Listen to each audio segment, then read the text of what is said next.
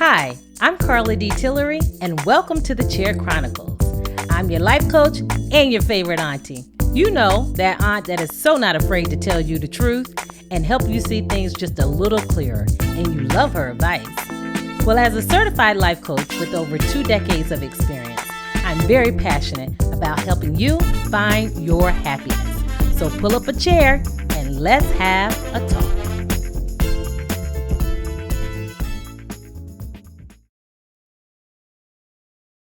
Thank you for joining your life coach and your favorite auntie on the Chair Chronicles. This episode, we're going to be focusing on, are you ready?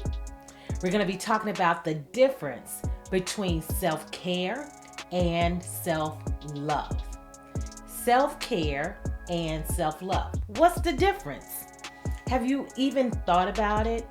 I was just asked not too long ago, I spoke to a group of women and we were talking about this very topic about self-love. And one of the things that I really wanted to express, and I said, let me not just give all the good stuff to them. So here it is. I wanted to be sure that I shared it with my entire audience. And that is, a lot of times when we think about self-love, we automatically think about those things we do to take care of ourselves. So for women, if you ask about, do you really love yourself? They'll be like, yeah, I do this and I do that for myself. And a lot of those examples are, at least for women, some of the women that I know, going to the spa, going to get their hair done, their nails done, things that would beautify their body. They may go on a shopping spree because everybody just loves a good shopping spree. And even now, even during COVID times, shopping online is a big deal. And it's so much easier to just hit click, click, click. So we got to be careful with that. But there are a lot of things that I know women do to take care of themselves. And those are just a few examples. And for men, those things can be very different in many cases. And this is just general terms. They're very physical in nature. And so a lot of the things that they do for self-care show up in the form of something that expresses their physicality, like going to the driving range or playing sports or working on a home project or working in the yard. I know my husband loves to work in the yard. That's his place. That's where he zones out and he's taking care of the lawn. He's taking care of the flowers. And that's just where he can find his kind of like place of peace and comfort, right? That place that de-stresses him. And so there are a lot of different things that women and men do as part of self-care. Some of those things can be similar. How many of my men followers, those that are listening, and I really want you to comment and respond, how many of you do things in terms of grooming, right? Like going to get a pedicure. Some, I think now it's kind of like reached a new, how should I say it? Like we've come into a new place in the world where it's not strange now to see a man go into a salon to get a pedicure. They need their feet taken care of, and sometimes just a little bit more than the ladies do. So I think it's really good to see men now like into grooming with the beards and the shapes, the shape ups, and they'll explore different hairstyles just like women do. And so maybe they want a new look, and maybe that's something that they want to do to kind of express some self-care. So self-care really is a wonderful thing. We all should do it. You all should find that thing that makes you feel like you're taking care of your body, taking care of your mind, taking care of your soul and your spirit. Meditation is good. Yoga, a lot of people will do that to just take care of themselves and put themselves in a place where they can find some like rest. We're so busy. We are so busy in our day-to-day. Even at home, working from home, working with the kids at home, taking care of the normal house routine. Everything now is just still very busy, even though during COVID times we're not even able to kind of go out and about as much as we had pre-COVID. So things are still busy. Life is still happening. And so we still have to find that way that we can take care of ourselves. I know men like to golf, men like to go to different sporting events, so they may do that with their friends and share that with them, or just go out and just hang out for a little bit. So we all have ways of taking care of ourselves, hopefully. And if not, this is important. So hopefully you're finding ways to take care of yourself, because it absolutely is important. But I don't want you to get that confused with self-love, because self-love is something very different from self-care. And we need to do both. But I want to make sure that self-love is almost more of a priority than self-care. Because if you're loving on yourself, then you absolutely will find those opportunities to care for yourself. All right? So we're going to dive into a little bit deeper on the difference between self-love and self-care. So one of the things that I brought up to the women, and it's not just exclusive for women, but how many of you are comfortable with taking a selfie, or looking at yourself in the mirror, or having someone take a photo of you? And so many times we look at it, we got to get that right angle, and the lighting's got to be perfect. And then we look at it and we delete it and we try another shot or another angle, or someone's taking our photo, we're like, let me see first. Because we're so self-conscious a lot of times about our image, about how we look, how we present ourselves. And some of us are to the extreme than others, but I think most people love to make sure that the representation of themselves, at least in a still photo, looks good. I know I am one of those, like, I do want to kind of see what it looks like. If you got the hair strand out of place, or if something is marked on your face and you need to fix it. So yeah, so I think a lot of people oftentimes want to make sure that if it's gonna be still, then, and you can hold on to it and see it forever, then you want to make sure that it looks well and that it represents you the way you want to. And sometimes the things we focused on are so minor, and someone else might I didn't even pay attention to that. But we know things that we feel uncomfortable with about our face, or about our bodies, or about our certain profiles. I absolutely have a profile. It's so funny because my husband, if he and I are ever taking a photo together, I have to be on a certain side, because I like my left side. I don't like the right side for whatever reason. But anyway, I'll get over it. I'm getting better. I'm working on self, just like all of us. So a lot of times we are very focused sometimes on the physical appearance of how we look. But we need to work on the inside just as much as we are focused on the outside. And a lot of that self-care usually is focused on the outside. Not to say that some of that is not internal, but if you ask someone, what do they do for self-care? How do they take care of themselves? I bet you 9 times out of 10, most of the things that they're going to talk about will be something that has to do with the outside.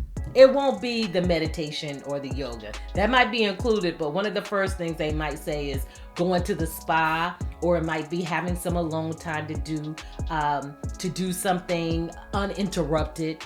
So yeah, I think a lot of times we do focus on the outside, the physical. But the self-love really is about a state of appreciation for yourself. It is the state of appreciation for yourself. And it grows from different actions, and it grows from really supporting your physical, your psychological, and your spiritual growth. These are things that you really can't touch. These are things that are not tangible. These are the intangible things about ourselves, oftentimes, that we need to focus on and appreciate.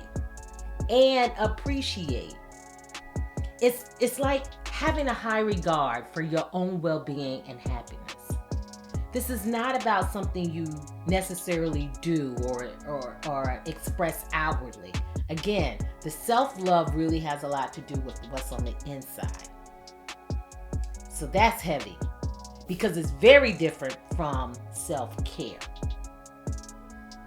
So taking care of your own needs and not sacrificing your well-being. It's not about pleasing others. It's about appreciating yourself, your mind, your perspective, who you are, and not settling for less than you deserve.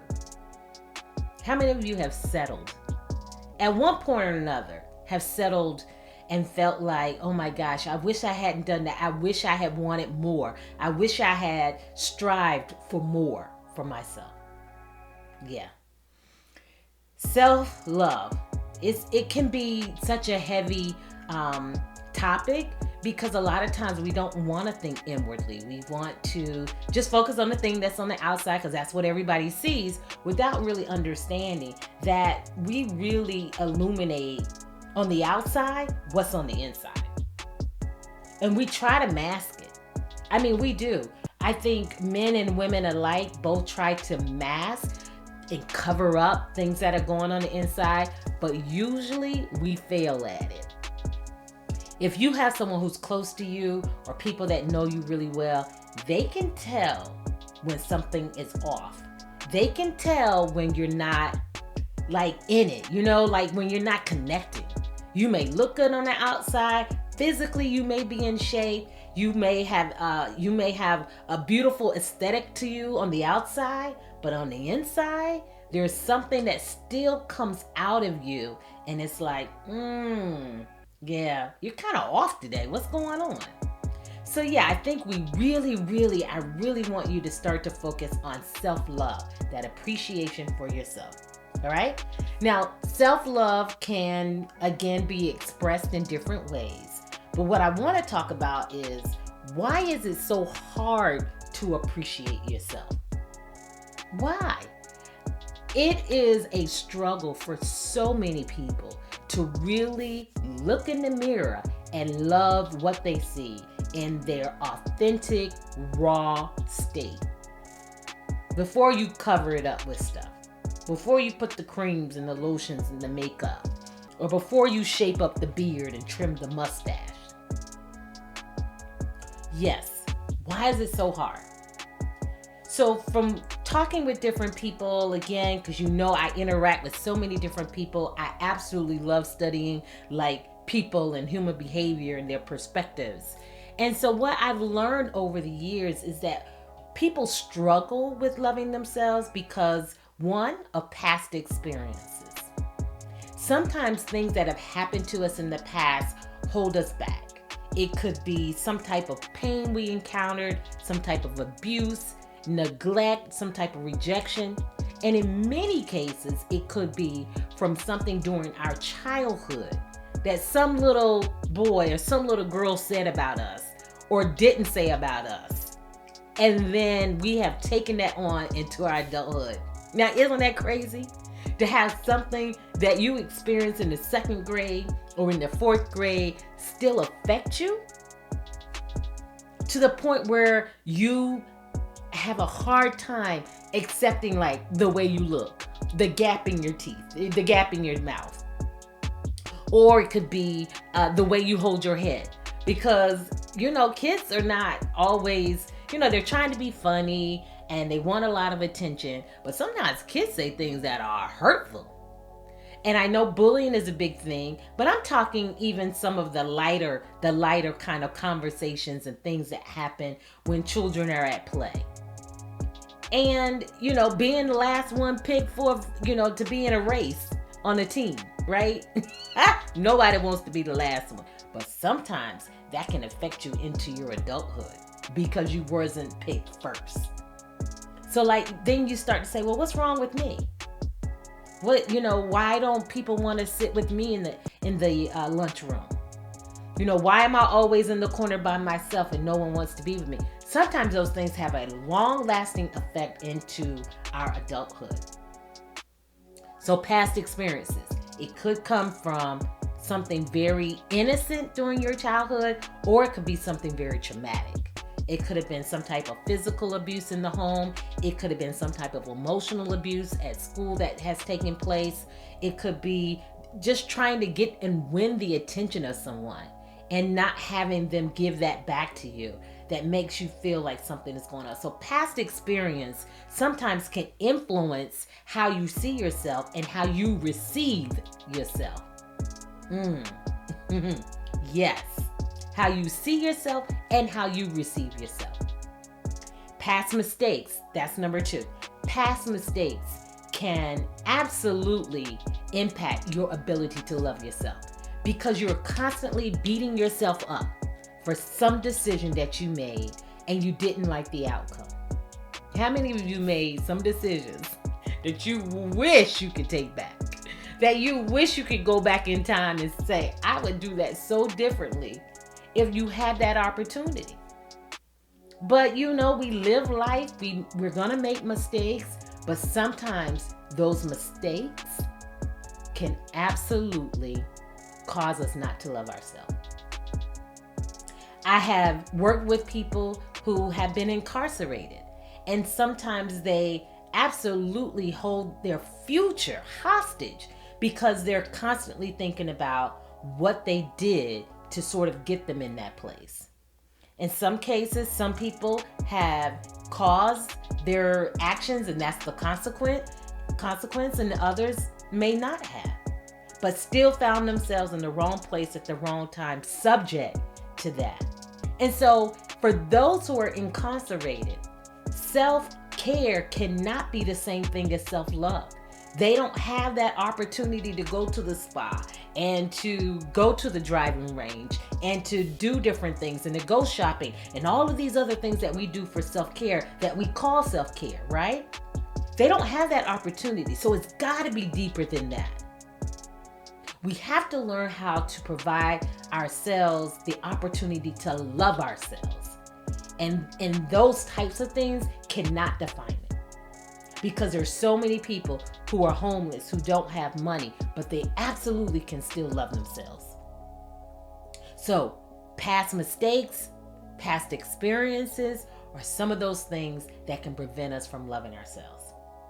Also, depression.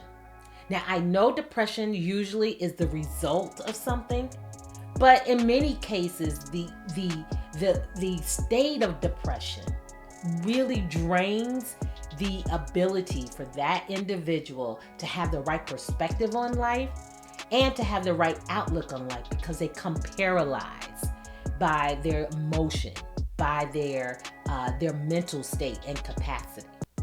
So depression can be caused from a loss of a job, loss of a loved one, so many different things. Not feeling like you're in the right place at the right time in your life because you thought you would have been further along. Those things can bring you into a state of depression if you're not careful. And that state of depression can absolutely skew who you are, skew the perspective of who you are, and put you in a place where you're not loving yourself, which I believe is so important that we do. So we talked about past experiences, past mistakes, and depression, and I've got 2 more for you. Another one is just self-acceptance. I mean, the very definition of self-love is accepting who you are. And when we don't have that ability to do that, when we don't like what we see, when we don't like how we feel, when we are very concerned about other perceptions and not our own, when we put more value in what someone else thinks versus how we see ourselves, that can cause us not to love ourselves. And the 5th one is a lack of love. There's some children that grow up without seeing what love really is and understanding how to give it and receive it. Kids that are tossed from home to home feel like that instability is not giving them the idea and the perspective that they're loved. Because if they were loved, then why are they being shifted from home to home? And so we've got a lot of work to do to kind of combat past experiences, past mistakes, depression, self-acceptance, and lack of love. All right? So those are the 5 things that can make it difficult for us to love ourselves. Okay, so now we've gone through all of that. So how do I do it? We understand some of those common things that hold us back from loving ourselves. So what can we do to absolutely love ourselves? And it's very simple. The first one is forgive yourself. it is so difficult for us to forgive ourselves sometimes because of those past experiences and past mistakes. Because a lot of times we take on the guilt and the shame and we reflect that on us. Now, I'm not trying to take away the truth and ownership of putting ourselves in certain situations. That, yes, there are absolutely some situations where we have caused some things. Let's just be honest. I don't want to just glorify this without being honest that there are sometimes we do it to ourselves. But you still have to work on forgiving yourself. We can sometimes forgive others. Some of us struggle with forgiveness, but some of us don't struggle as much with other people as we do with ourselves. We beat ourselves up so much that we make it very difficult for us to move forward and have that acceptance, because it's like, how can I accept myself when I know I caused this? But in order to really move forward and to kind of go through that journey of forward progression, you've got to get to the point where you stop holding yourself hostage to a previous mistake. It doesn't mean you don't have to do the work. It doesn't mean that you don't have to have accountability.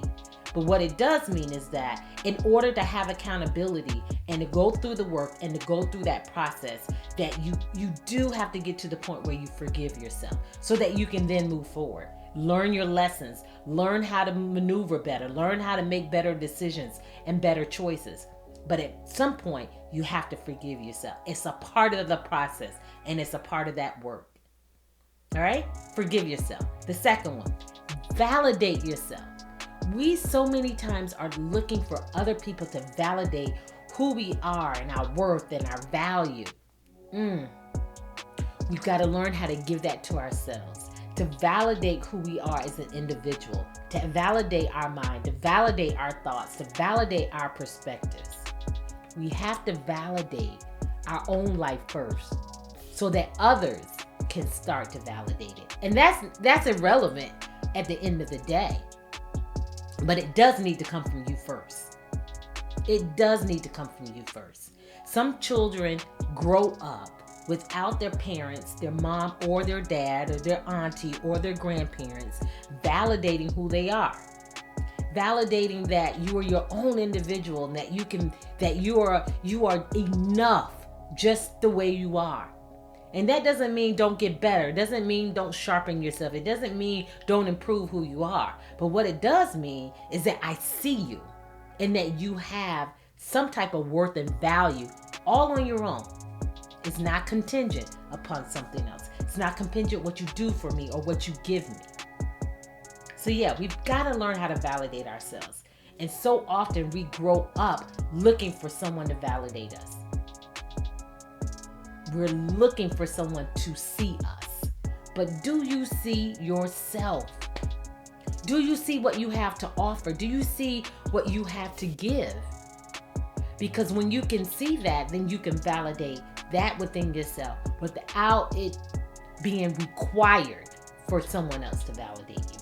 Doesn't mean that someone else won't validate you, but it's not necessarily needed because you validated yourself. That's the best way to give yourself love. Forgive yourself and validate yourself. And I got one more.